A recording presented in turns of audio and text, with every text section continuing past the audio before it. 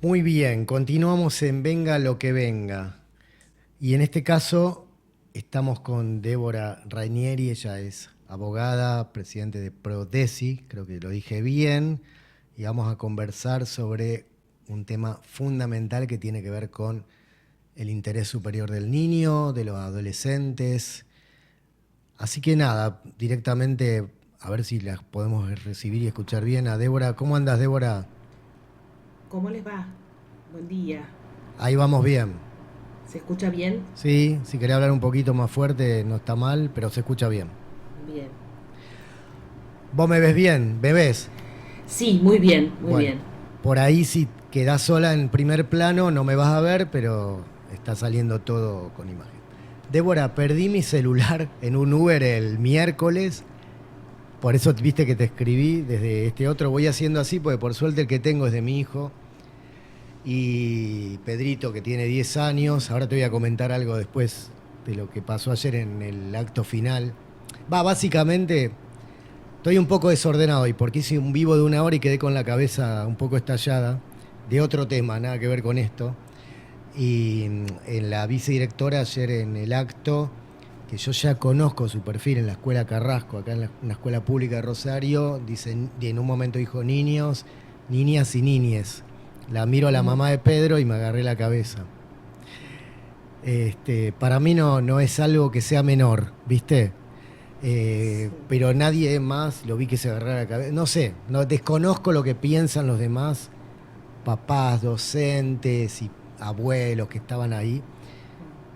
Y nada, como perdí el celular, ya no estoy en los grupos por ahora, entonces me perdí si hay novedades de los grupos, etcétera. Dicho esto, te invito a presentarte a vos misma como quieras y ya nos enfocamos en el tema de ideología de género, de ESI y le damos para adelante. Bueno, cómo no. Bueno, sí, lamento esto del lenguaje en los colegios, qué preocupante que es que la misma institución, ¿no? Adhiera o realice esto que es deformar, primero es deformar el idioma, eso es preocupante, y luego es ideológico, o sea, es con Ujú. un contenido ideológico. Pero bueno, me presento, mi nombre es Débora, es Ranieri, bueno, igual ahí Ah, veo que está escrito, no, no importa. ahora va a No hay, corregir no hay Liz. problema, no hay problema, lo suelen escribir así. Yo soy abogada, profesora principalmente de la Universidad Católica y también doy clases en la UBA hace ya más de 30 años. Me especializo en Derecho Constitucional y Derecho Internacional de los Derechos Humanos, además de Filosofía del Derecho, Ujú. y pertenezco, en este momento estoy presidiendo ya desde el año 2022 una asociación civil para los derechos humanos que se llama Prodesi, Sí. en que usted mencionaba bien, y esta asociación que existe desde el 2009 nos dedicamos, tenemos varias áreas, pero principalmente nos dedicamos a asesorar a familias, para proteger a las familias, a los niños en el área de 2009, educación. 2009 dijiste. Sí, desde el 2009 existe Fua, Prodesi. qué Sí, bárbaro. sí, muchos años. Sí, Yo la estoy presidiendo desde el 2022 ujú, aproximadamente y pertenezco a Prodesi desde el 2015. bien. Yo me incorporé después, no sé, no soy una de las que lo ha organizado. Y es un grupo de abogados de diferentes edades y especialidades y a su vez tenemos una red de conexión con abogados en todo el país porque, como ustedes muy bien saben, hay casos que son locales, hay que seguirlos por los abogados de cada provincia, de cada ciudad, y por lo tanto tenemos una red bastante amplia para poder recurrir en los diferentes litigios. Bien. Hacemos principalmente litigios, lo que se llama estratégicos, para defender a la familia, a los niños, a la vida, en el área especialmente de educación y de salud.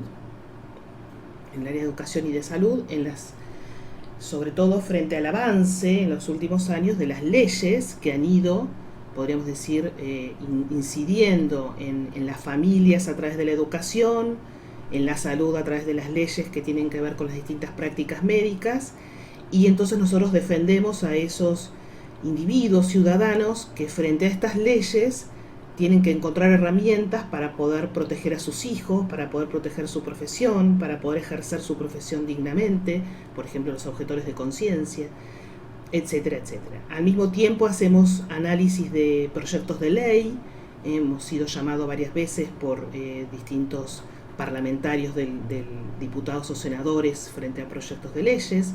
Hemos a su vez realizado muchísimos conversatorios formativos para los profesionales en las distintas temáticas, con expertos en el área que corresponda.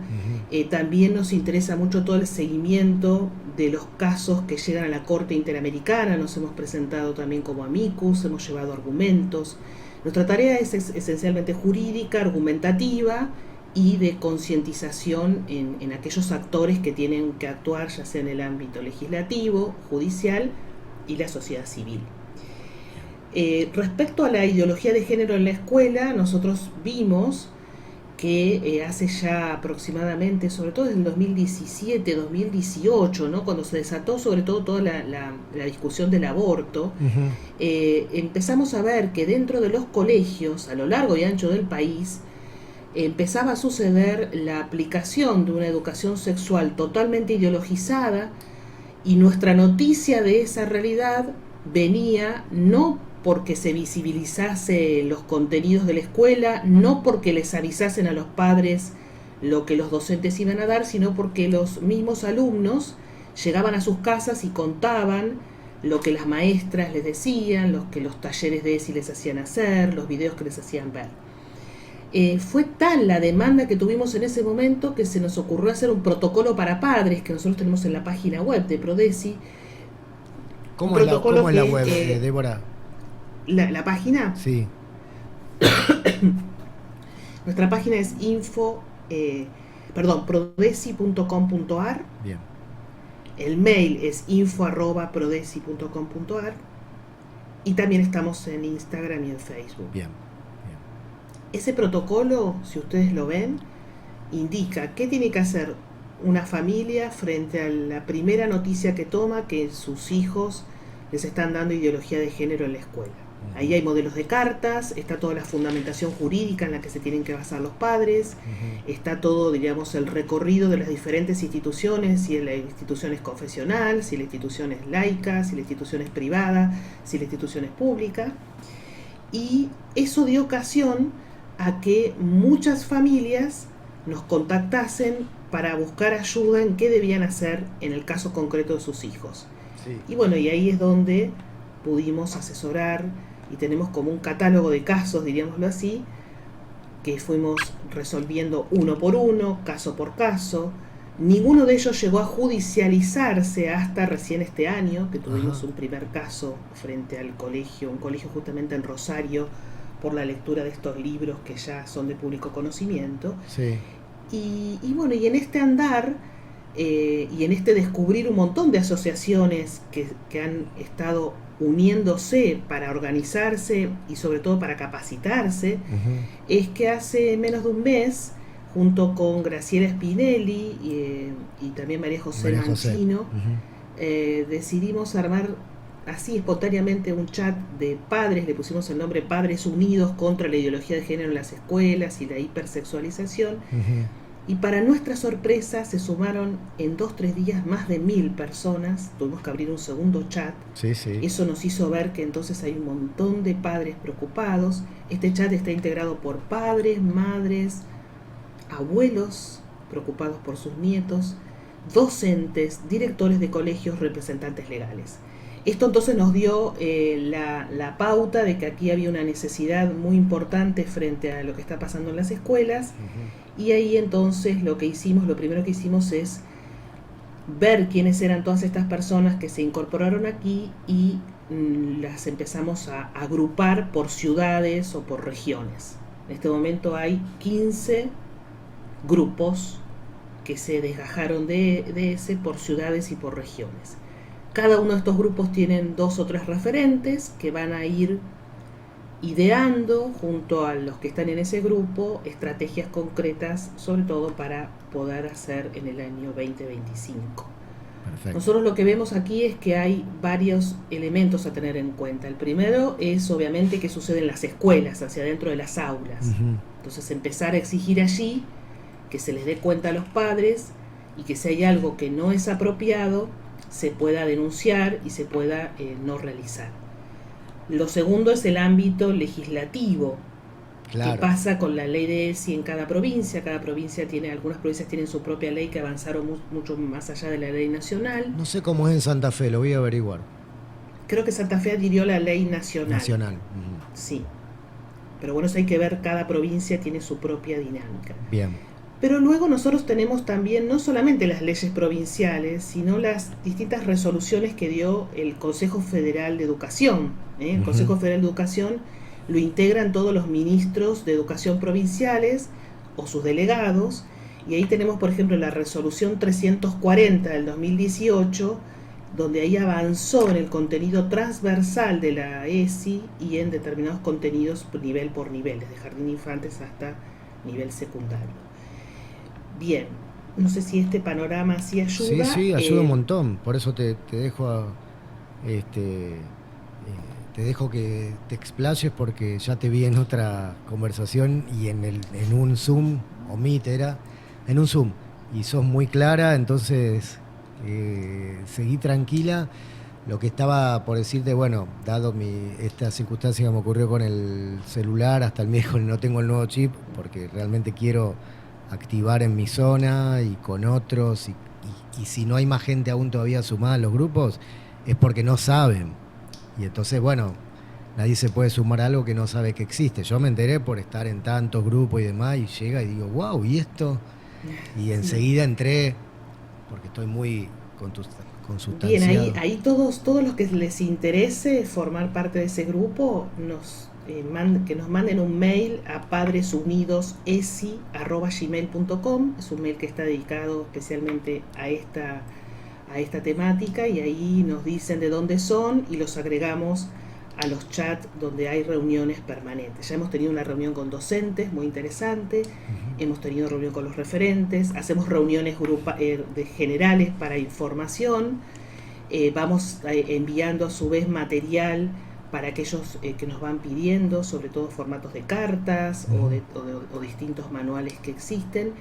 Y nos agarró muy a fin de año, con lo cual vemos que esto va a estar, ahora vamos a descansar en enero. Seguro. Pero luego en febrero vamos a volver ya con estos grupos armados y con, diríamos, líderes, padres, docentes y familias que están dispuestas a ocupar su tiempo de manera así voluntaria a esta causa, diríamoslo así. Con lo cual estamos con muchísimo asombro y gratitud, porque vemos que hay como una ciudadanía que dice, si nosotros no nos movemos o no lo hacemos nosotros, claro, no lo va a hacer nadie.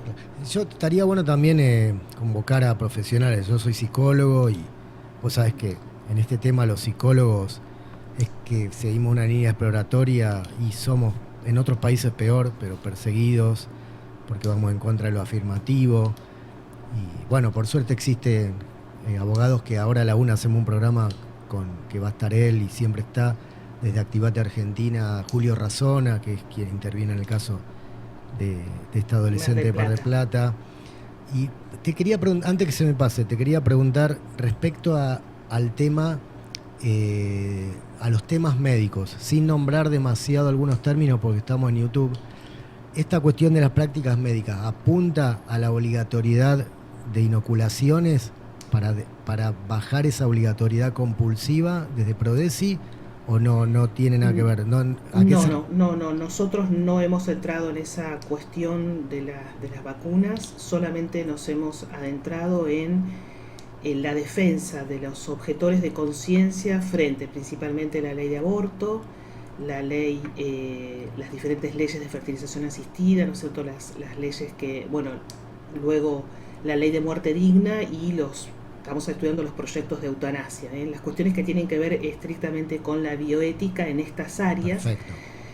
Especialmente, sobre todo, analizando los protocolos hospitalarios, que a veces esos protocolos van mucho más allá de la ley. Esa fue nuestra área, por lo menos los que han llegado a nosotros para pedirnos ayuda. Bien.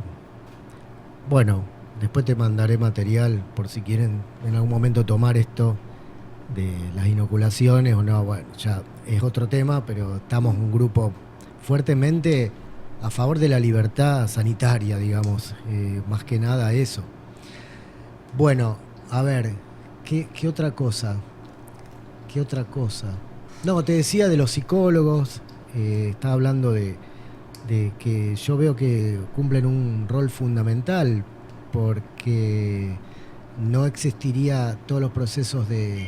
O sea, el psicólogo lo veo como una parte, una pieza importante en inclinar la balanza de cuando reciben consulta de los padres, por ejemplo, sobre qué hacer en un caso de disforia de género o confusiones y no saben qué hacer.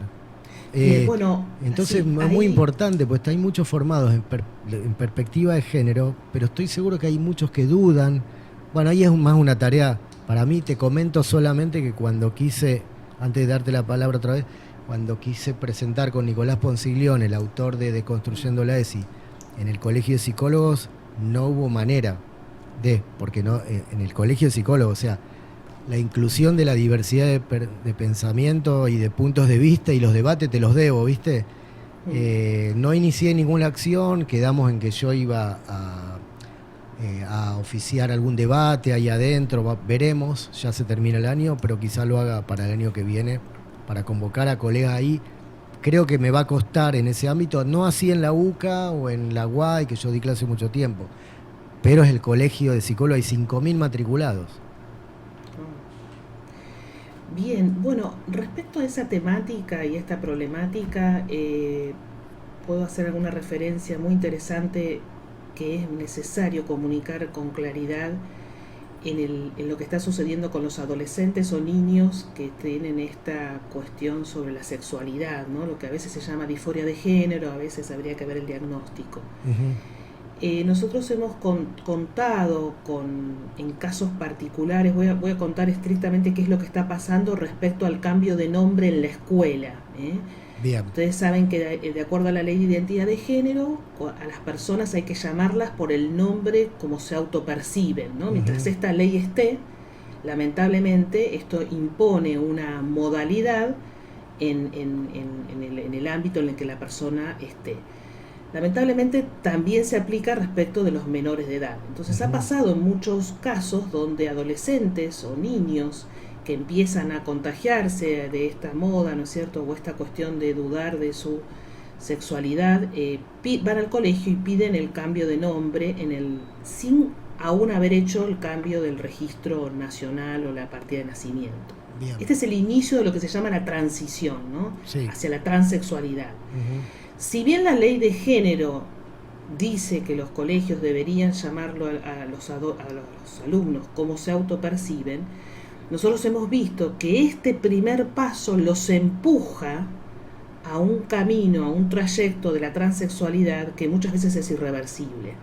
Y que incluso cuando se dan cuenta que se equivocaron, que era solamente una confusión, afirma este nombre, el cambio de nombre, en una identidad que muchas veces cuando deciden volver a su nombre original, se terminan cambiando de colegio.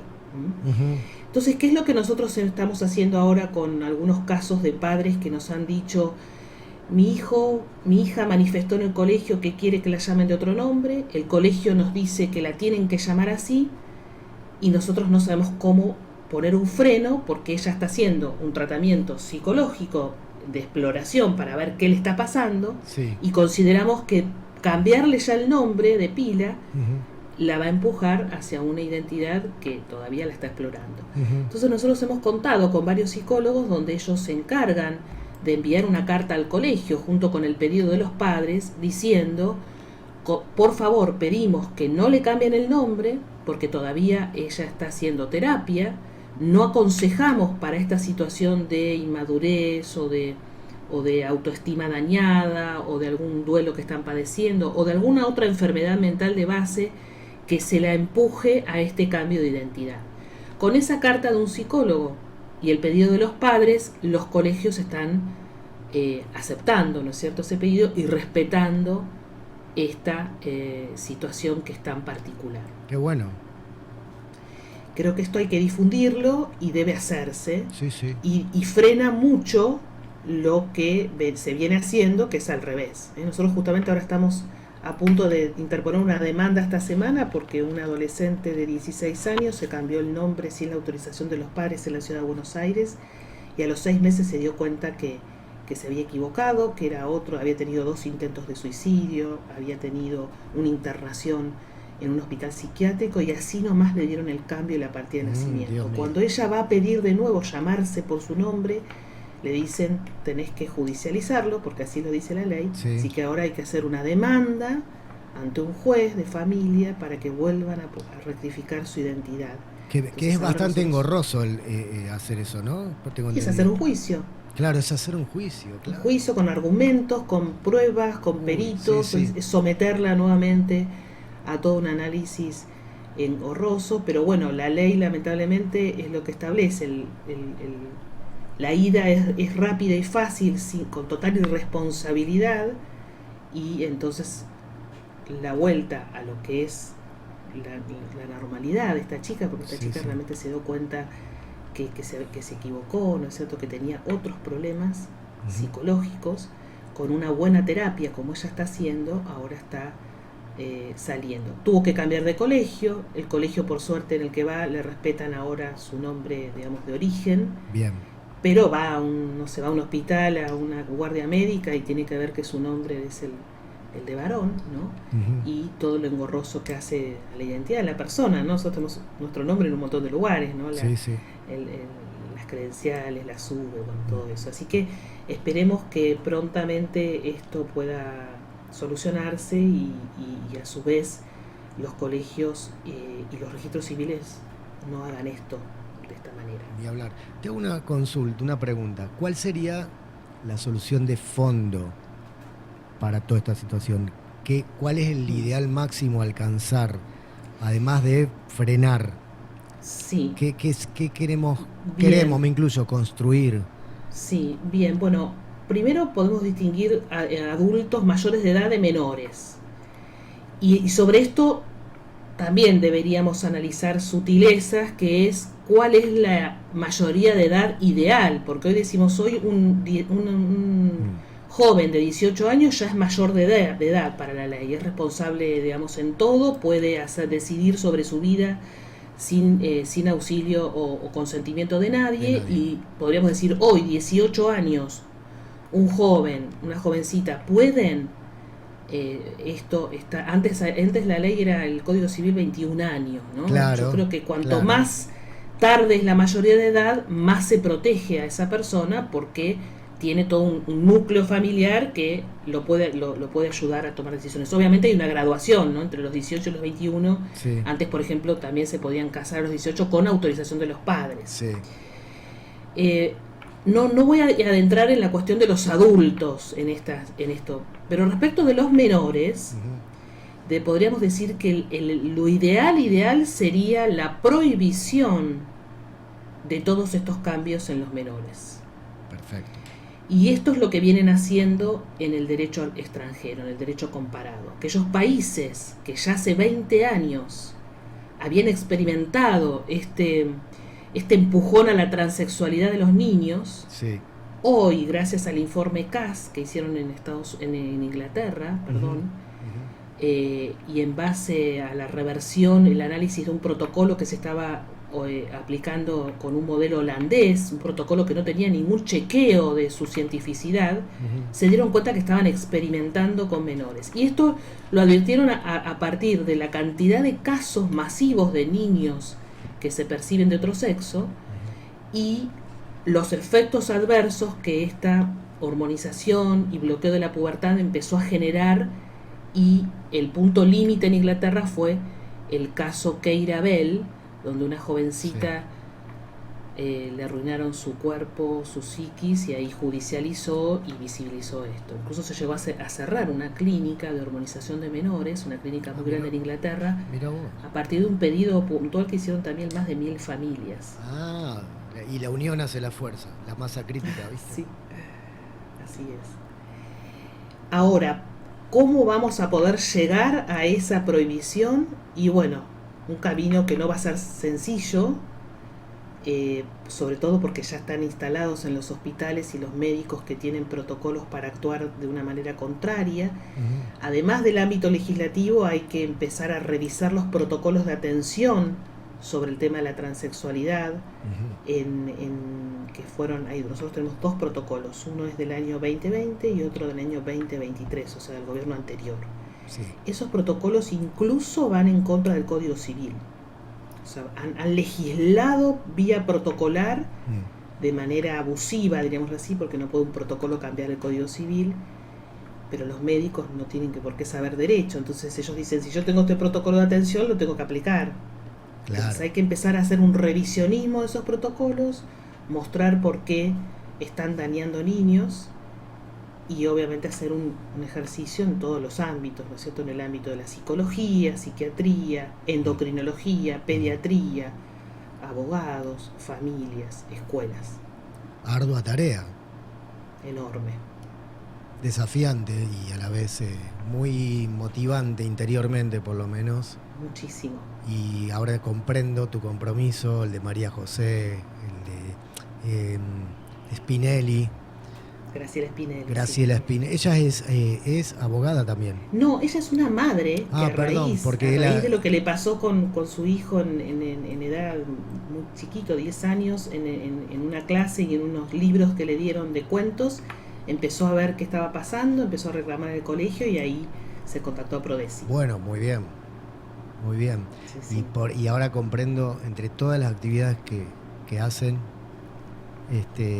vos, María José, con quien he supervisado y me ha dado una mano enorme, la he entrevistado también acá en el programa, cómo ponen el cuerpo. María José. Sí, extraordinaria, muy, muy inspirador lo que están haciendo, y con la tenacidad, y hoy sábado a la mañana que estás acá, y sí, cuando lo hacemos, y así que bueno, reiterar, sí, gracias, reiterar la propuesta de sumarse, de convidar a otros que estén, por supuesto, consustanciados o que quieran saber de qué trata, porque hay muchos padres que no lo tienen claro. Exacto, no lo tienen claro o no logran ver el peligro que hay en lo que sucede en los colegios. Exactamente. A veces se relativiza, se dice, bueno, no es para tanto. Y por eso todos estos padres que ahora se han nucleado en la asociación Manada, sí, que es cuando ya han llegado a ver los efectos que han tenido en sus hijos todo este adoctrinamiento, es donde allí ellos dicen, bueno, esto no puede suceder. Recién ahí cuando ya estamos llegando a un... En la parte de los frutos, según Nicolás Poncilón, el autor del libro, él habla del árbol, de la ideología de género, con sus raíces filosóficas, etcétera, el tronco, la implementación y los frutos, que es lo más palpable, y ya es tarde muchas veces. Entonces, yo a veces veía en el grupo de chat de los papás o demás que estaban preocupados por el bullying y demás, que está bien, lógicamente, y muy poco por esto. Entonces me inspira como para, bueno, el que tiene ganas de saber más, porque tampoco imponer y demás termina siendo peor. Sí, pero claro, sí invitar y alertar antes que sea tarde. Sí. Y ver que esto es global, entonces también, claro, poner la mirada. Ayer justamente estuvimos conectados con una asociación de Uruguay, que en Uruguay vienen bastante organizados con esta misma problemática, y aprendiendo experiencias de esos otros países donde también muchas asociaciones, grupos profesionales vienen analizando, porque acá en última instancia de lo que se trata es de cuidar a los niños, que son los ciudadanos del futuro, diríamos los adultos del futuro, es cuidar el futuro de una patria, es cuidar a las familias. Aquí también tenemos que decir que hay que volver a fortalecer a las familias, ¿no? Las familias han sido muy atacadas, muy desmerecidas, se las ha corrido de su verdadero rol de educadoras y cuidadoras de sus hijos, y eso con un Estado, ¿no?, que ha avanzado, que se ha apropiado muchas veces de estos hijos. En este caso de Mar del Plata, del doctor Razona, nosotros también lo estamos acompañando desde Prodeci. Sí, sí. Es una causa espeluznante lo que ha pasado terrible, en ese caso, ¿no? Terrible. Una madre que casi pierde la guarda de su hija. Y entonces de a poco hay que volver a fortalecer a ese núcleo básico que es la familia, y desde ahí generar puentes de unión con la escuela, tampoco contraponer familia-escuela, ¿no? Que también eso se ha logrado. El problema acá es el marxismo ideológico, ¿no? Que se nutre del conflicto permanente para poder subsistir, ¿no? Sí, y hay que salir de ese conflicto. Tal cual. Bueno, Débora, seguramente nos vamos a seguir viendo alguna otra oportunidad conversando en el programa, y apenas me den el chip me vuelvo a sumar a los grupos. ¿Cómo no? Porque ya ayer me veía a mi hijo el celular, que bueno, aprovecho, tiene 10 años, le digo, Pedro, capaz que no vuelva, pues no está respetando que es 1 hora nomás de uso, y este tema del celular, que lo tenga, surgió cuando yo sufría impedimento de contacto y después en el acuerdo con la mamá, pero lo que menos hace es responderme los mensajes, juega. Entonces, bueno, todo un tema, ahí ¿viste? Están, ¿no? Ahí están las leyes que están prohibiendo el uso, ¿no? De estos dispositivos. Por supuesto. En los niños. Sí. Bueno, muchas gracias, Débora, por difundir todos estos temas. Muchas gracias. Me siento parte, así que después te paso ya dónde lo subí, si querés el crudo también, para que dispongas. Un fuerte abrazo, y a tu familia, a tus seres queridos, y que disfrutes del fin de semana, que te puedas recrear dentro de lo que es tu activismo permanente. Sí, cómo no. Muchas gracias. Gracias. Adiós, que sigan bien. Gracias. Bueno, buenísima. Había un ruido, ¿viste, Liz? Atrás, que ahora como que se apagó y era de allá, de ella. Seguimos luego en Venga lo que venga. Repasen la nota para sumarse a los grupos, aquellos papás, docentes y cualquier persona interesada en la protección de los niños, de los adolescentes. Hay donde estar para participar y activar y involucrarse y comprometerse.